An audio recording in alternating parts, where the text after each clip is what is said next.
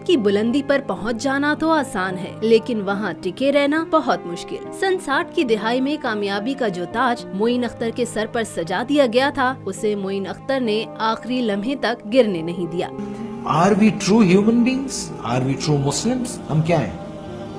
हम हैं क्या? पहले तो ये बता, हमें तो नहीं, मुझे तो नहीं समझ। आने वाली सड़क से जा रहे होते हैं, जाने वाली सड़क से आ रहे होते हैं। वो लफ्ज कमाल था, पैकरे हुस्नो जमाल था।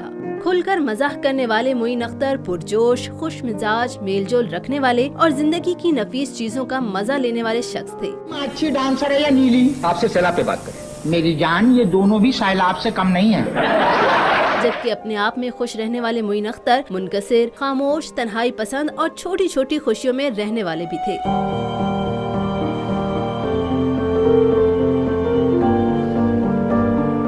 24 दिसंबर 1950 को कराची में पैदा होने वाले मोइन अख्तर ने 16 बरस की उम्र में स्टेज से अपने फनी सफर का आगाज किया और हाजरीन के दिल जीत लिए। तो अब्बा हारमोनियम बजाते थे? नहीं, अब्बा हारमोनियम खाते थे। अबे साले, तभी मेरा माफ करना, गुस्से में इधर उधर निकल जाता हूँ। पाकिस्तान की कॉमेडी के कैनवस पर चंद ऐसे रंग बिखरे हैं जिनके बगैर पाकिस्तानी शोबिस कॉमेडी अधूरी है। मुसन्निफ लफ्ज तो लिख ही देता है, मगर लिखे हुए लफ्ज के तकाजे पूरे करना हर किसी के बस की बात नहीं।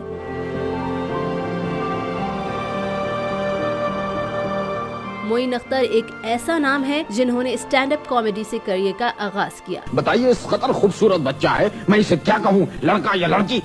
आगे वाले साहब मुड़े और कहने लगे, ये लड़का है। पीछे वाले बड़े शर्मिंदा हुए।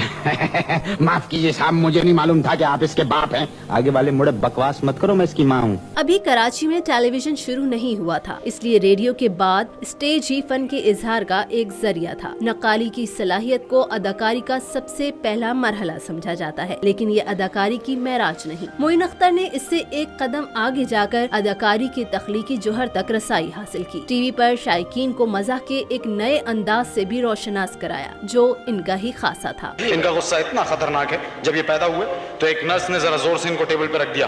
अब्बा ने वहीं तलवार निकाली और 6 फायर कर दिए।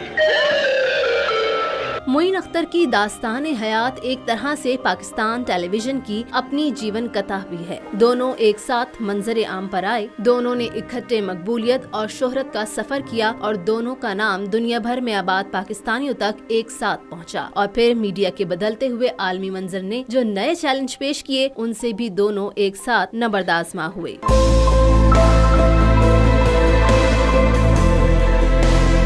मुख्तलिफ ड्रामों में मंचले नौजवान से लेकर एक सन की बुढ़े तक के जो किरदार मोइन अख्तर ने अदा किए, वो इस बात का मुंह बोलता सबूत थे कि मोइन अख्तर का फन एक नक्काल की महदूद 4 दीवारी तोड़कर फन के वसीओ अरीज मैदान में आ निकला है। और इस मैदान में मिस रोजी का किरदार एक ऐसा चैलेंज साबित हुआ जिसे कबूल करके मोइन अख्तर ने दोस्तों के साथ साथ दुश्मनों से भी दाद वसूल की। चला गया डॉक्टर, जब मर्द औरत को शिकार समझता था, आज की औरत अपनी इज्जत करवाना जानती है। मोइन अख्तर ने अगरचे कई बार भारत जाकर भी अपने फन का मुजाहिरा किया, और अगर पाकिस्तान और भारत के ताल्लुकात अच्छे होते तो शायद मुंबई की तमाशगाह भी मोइन अख्तर के सहर से ना बच सकती।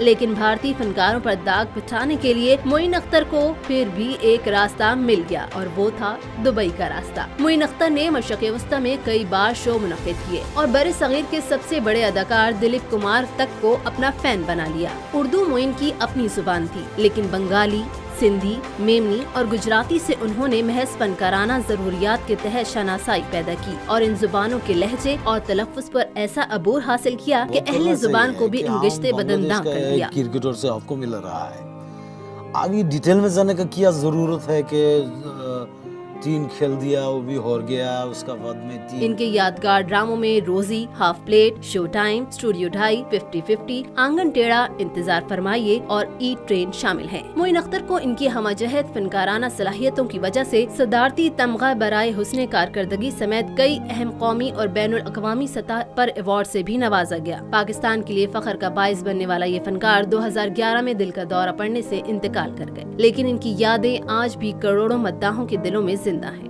जमाना बड़े शौक से सुन रहा था, हम ही सो गए दास्तां कहते कहते।